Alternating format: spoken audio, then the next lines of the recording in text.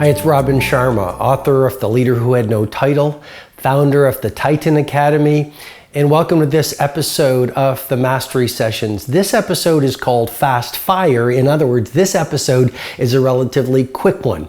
And I'm going to actually deconstruct one of my well-known brain tattoos, and it's essentially this.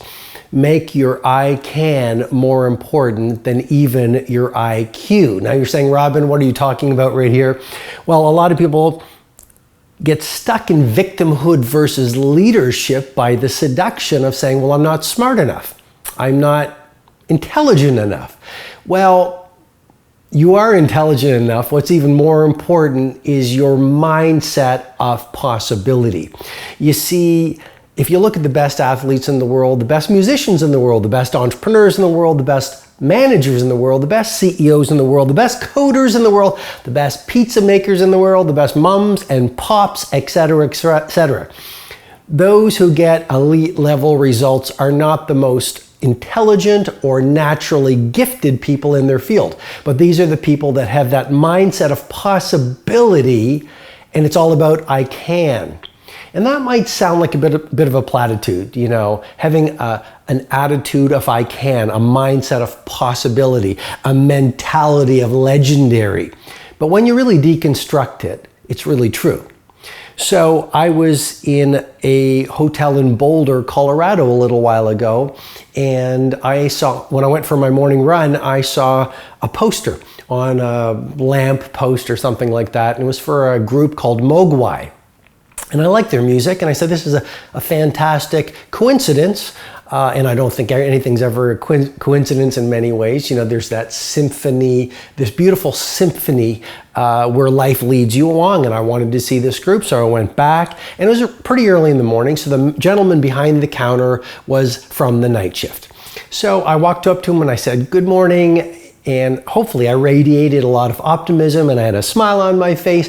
And I said, look, I just saw Mogwai is playing here in Boulder. Could you please help me get a ticket so I can see the concert tonight?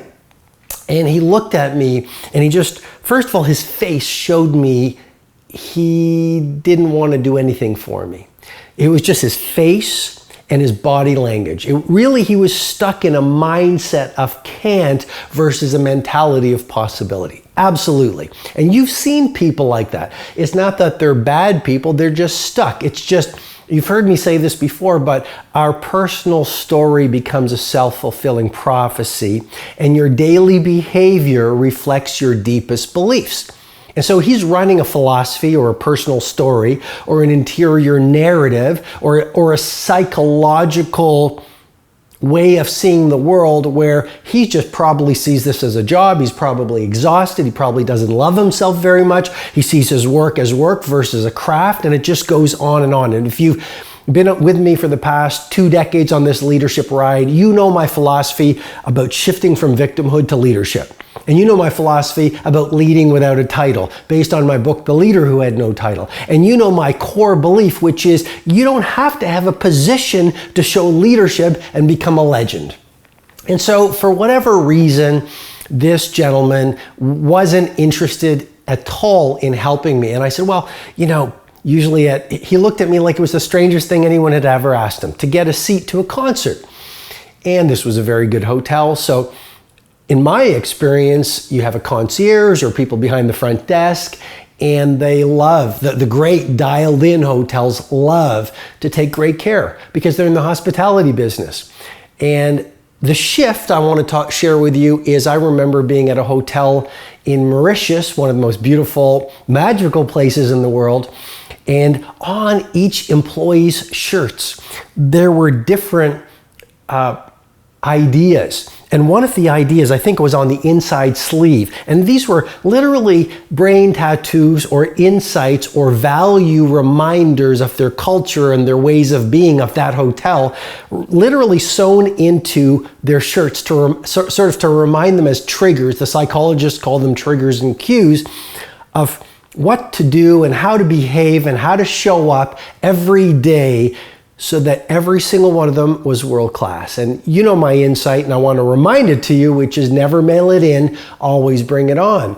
And one of the things inside their shirts or on their shirts at this Mauritian hotel was simply this: the answer is yes, now ask the question. I'll repeat that again because I think it's valuable for us.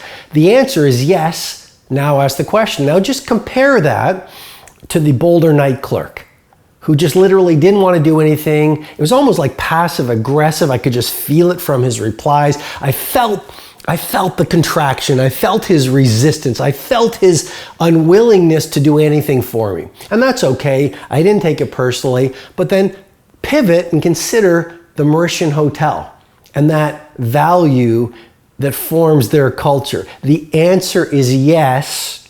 Now ask the question.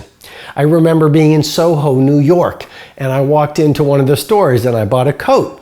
And I was leaving on an airplane for home later that day, and I asked the person who was taking care of me, I said, is it possible, and that's a great respectful way to ask for something, is it possible to get this coat hemmed and adjusted a little bit for me?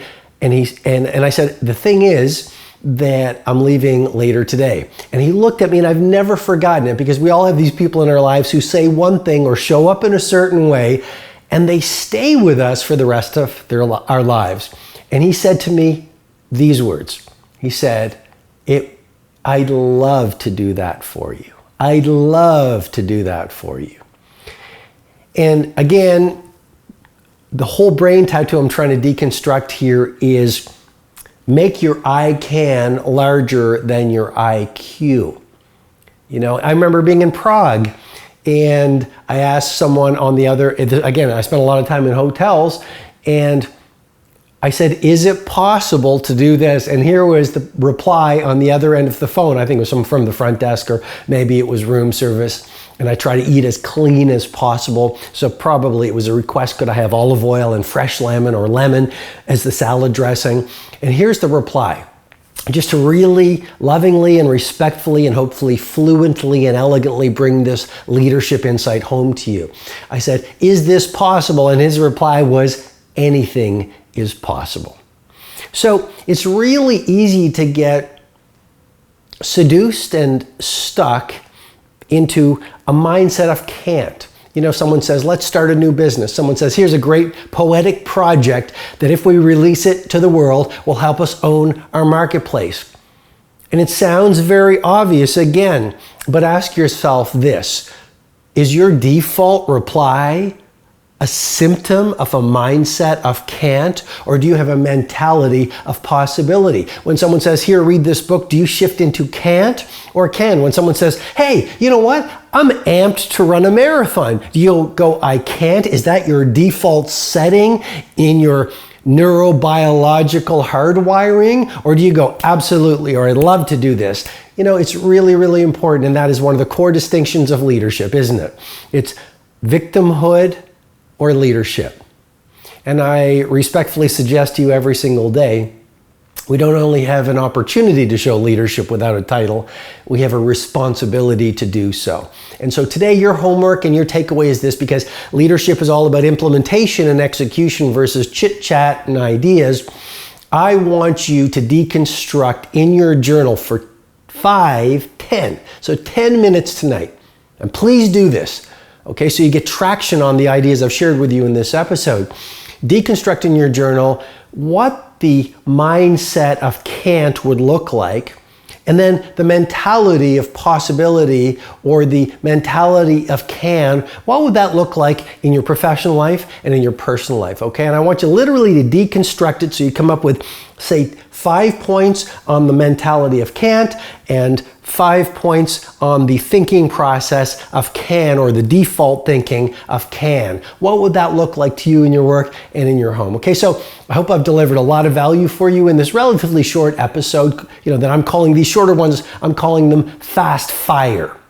It's sort of like a shot in the arm of leadership, elite performance, personal mastery. So if you like this episode, I don't charge for these episodes. I put a lot of sweat equity into them. I love doing them for you. You can feel my passion, hopefully. And then my team spends a lot of time to really craft them for you. And the only thing I ask is this: I am on a mission bordering on an obsession to help people own their greatness, know their true power, live their instinct for heroism in their lives. It's a pretty sad thing to see people operating at half rare air when neuroscience, epigenetics, the latest science and research is showing that every single one of us can be world class in our own unique way. So if you've liked this episode, I only ask for one thing. Share it with 3 friends today before you go to sleep, so we get the message out and we start this transformation around the world, or we continue it. Number 2.